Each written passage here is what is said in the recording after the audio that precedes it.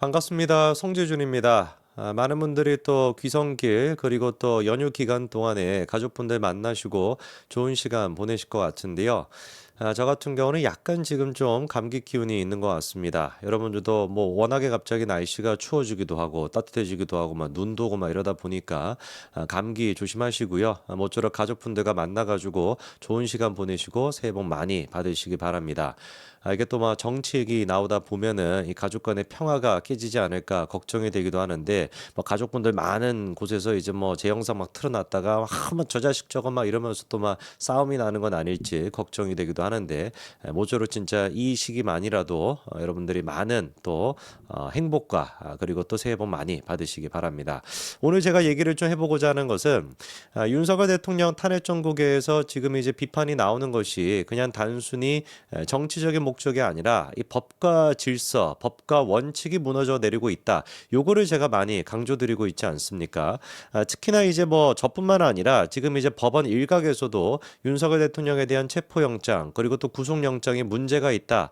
이런 지적이 나왔다라고 제가 소개시켜드린 적이 있죠. 다른 사람이 아니라 임병렬 법원장, 그다음에 또 임병렬 법원장뿐만 아니라 성금석 부장판사 같은 경우도 법원에 이제 그 내부 게시판에다가 글을 올려가지고 야 이거 지금 공수처에 대한 수사권, 이 공수처가 정말로 수사할 수 있는지 이 여부가 아직까지도 논쟁이 이어지고 있는 상태인데 도대체가 체포영장과 구속영장을 발부할 때 뭐를 근거로 해가지고 발부했던 것이냐 이거는 지금 양쪽의 입장이 나뉘고 있는 상태인데 법률적 근거가 없다 보니까 양쪽의 입장이 나뉠 수밖에 없죠. 그런 상태 속에서 서부지법에서 한쪽의 얘기만 듣고서 체포영장과 압수수색영장 그리고 또 구속영장까지 발부한 거 아니냐 이거는 헌법 정신에 어긋나는 것이고 법관의 양심에 어긋나는 거 아니냐 나중에 대법원 가가지고 공수처가 수사할 수 있는 권한이 없다라고 판결이 나오게 된다면 이거에 대해서 어떻게 책임을 질 거냐라는 식으로 이례적으로 정말 이례적으로 같은 판사가 다른 판사에 대해 가지고 비판하는 다른 것도 아니고 특히나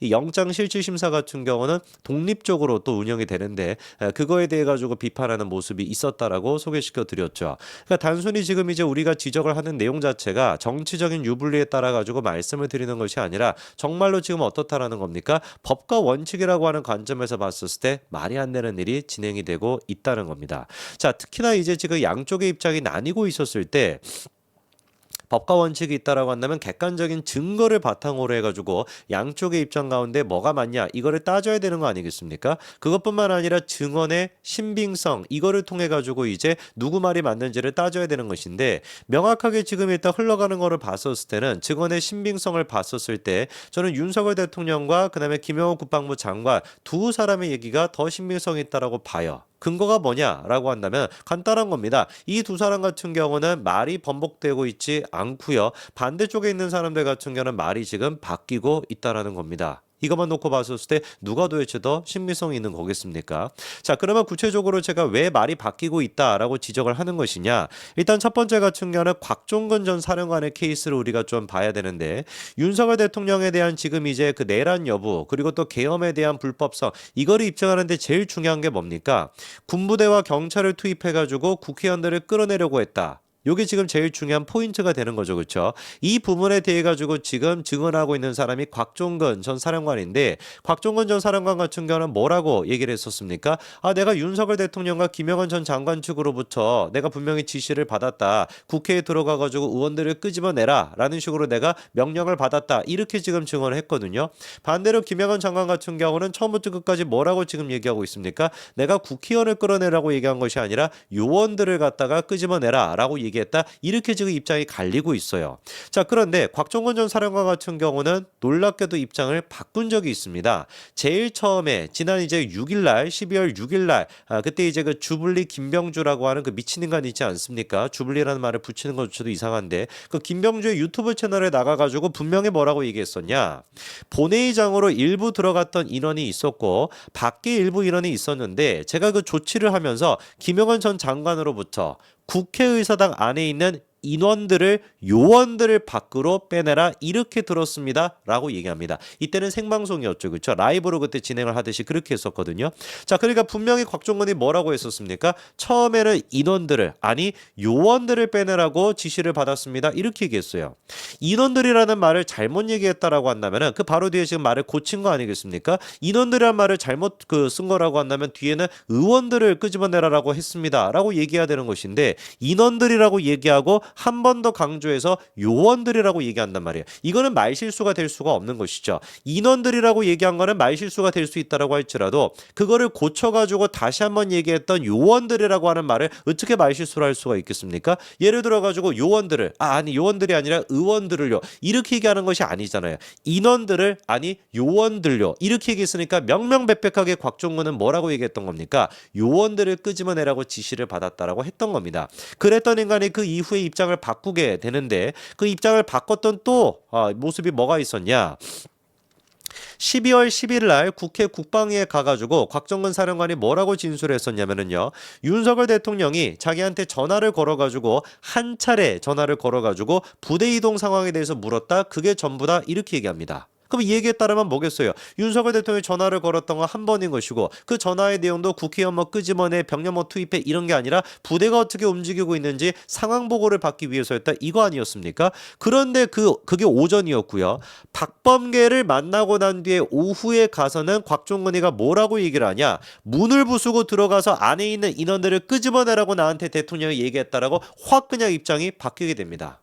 이거는 제가 지금 무슨 과장을 붙이고 뭐 이러는 것이 아니라 객관적인 팩트로 봤었을 때 입장이 바뀌고 있는 건 누군 겁니까? 곽종근 사령관 쪽이 입장이 바뀌고 있는 거 아닌가요? 그것뿐만 아니라 지금 탄핵소추에서 어떻게 보면 가장 중요한 역할을 맡고 있는 사람이 국정원 넘버 2 홍장원 차장 또한 마찬가지로 중요한 역할을 맡고 있는데 이 사람 또한 지금 입장이 바뀌고 있다라고 하는 지적이 나오고 있습니다. 지금 이제 관건이 되는 것이 뭐냐? 조태용 국정원장과 홍장원 차장 두 사람의 입장이 이제 다르다라는 거거든요. 홍장원 차장 같은 경우는 내가 윤석열 대통령 쪽으로부터 국회의원들을 끄집어내라 라는 식으로 이제 지시를 받았는데 그거를 내가 따르지 않았다. 그랬더니만 내가 뭐 이제 보직 같은 게 잘렸다. 사실상 해임이 됐다. 이렇게 지금 얘기하고 있고 그다음에 이제 그 조태용 원장 같은 경우는 무슨 소리냐? 나는 그런 식의 보고를 받아본 적도 없고 그리고 무슨 뭐 그것 때문에 홍장원 차장을 갖다가 뭐 해임시키거나 그런 것도 아니다. 입장이 지금 두 가지가 나뉘고 있는데 지금 이제 조태용 원장 같은 경우는 최근에도 서신을 갖다가 또 보내가지고 이렇게 얘기했다라고 합니다.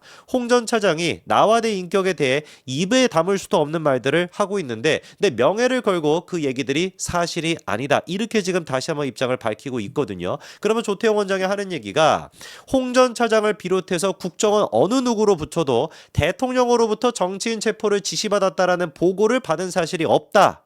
그리고 또 22일에도 조태용 원장은 뭐라고 얘기했었냐? 홍 전 차장은 대통령이 정치인 체포 지시를 싹 다 잡아들이란 말을 했다고 보고한 적이 없다라고 똑같이 입장을 밝혔었고요. 그리고 또 방첩 사령사가 홍 전 차장이 얘기하기로는 정치인들을 체포하러 다닌다 그런 얘기를 하지도 않았다. 오히려 방첩사가 정치인을 잡으러 다닐지 모르겠다라고 하는 염려 정도만 얘기를 했었고 그리고 대통령이 전화를 했다라고 하는 이야기 두 가지가 있었는데 그 두 가지 이야기 사이에 여러 가지 얘기가 또 끼어져 있었는데 그거를 띄워놓고 지금 뭐라고 얘기하고 있다라는 거예요. 홍 전 차장이 대통령이 나한테 지시를 내려가지고 무슨 뭐 방첩사를 통해가지고 정치인들을 잡아넣어라 라고 지시했다라고 얘기하고 다니고 있다라고 조태용 원장은 22일에도 밝혔고 지금도 똑같은 입장을 보여주고 있습니다.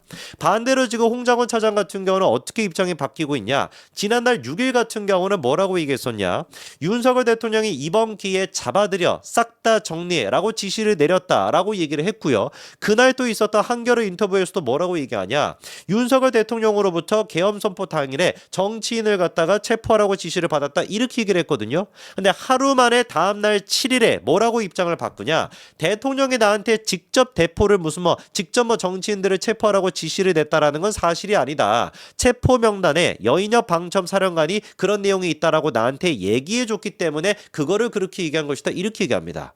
대통령이 나한테 직접 지시를 내렸다라고 하는 말과 여인혁 방첩사령관이 나한테 그런 얘기를 했다라는 거랑 이게 도대체 같은 얘기입니까? 완벽하게 다른 얘기 아니겠습니까? 또 말을 바꾸고 있는 것이 뭐냐? 지난달 7일 같은 경우는 홍 전 차장이 뭐라고 얘기했었냐? 국정원 정무직 회의에서 조태용 원장에게 관련 내용을 보고했더니 갑자기 조 원장의 얼굴을 갖다가 돌려버렸다. 이렇게 얘기했었고요. 그리고 또 이틀 뒤에는 또 뭐라고 얘기했었냐? 아, 내가 목소리를 조금 높였더니만 조태용 원장이 벌떡 일어나가지고 방을 나가버렸다. 그러니까 내가 이제 그런 식의 윤석열 대통령이 정치인들을 체포해라 라고 지시를 받았는데 그거를 따르지 않았다. 뭐 지시를 받았다는 걸 보고했더니만 조태용 원장이 그거에 대해서 뭐 이렇게 반응했다는 얘기 아니겠습니까? 정작 그랬더니만 22일에는 뭐라고 또 입장을 바꿨냐? 정무직 회의가 열렸는데 관련 내용을 내가 어떻게 조태용 원장한테 얘기를 안 해줄 수가 있겠냐라고 했다가 갑자기 오후가 되니까 뭐라고 입장을 바꾸게 되냐? 사실 정무직 회의 때는 정치인 체포 사실이라고 하는 것이 너무 민감한 사실이다 보니까 정무직 회의가 끝나고 보고했다. 입장을 바꾸게 됩니다. 지금까지 그러니까 지난달 7일부터 시작해가지고 지난달 22일 오전까지만 하더라도 정무직 회의 동안에 내가 조태용 원장한테 그렇게 보고했더니만 내가 뭐 해임당했어. 이런 식으로 계속 주장해왔던 양반이 갑자기 오후가 되니까 뭐라고 입장을 바꿔버린 거야? 아, 사실 있잖아. 정무직 회의 때 내가 얘기했던 것이 아니라 정무직 회의가 끝나고 난 다음에 얘기했어. 이렇게 제 입장을 바꾸고 있다라는 거예요.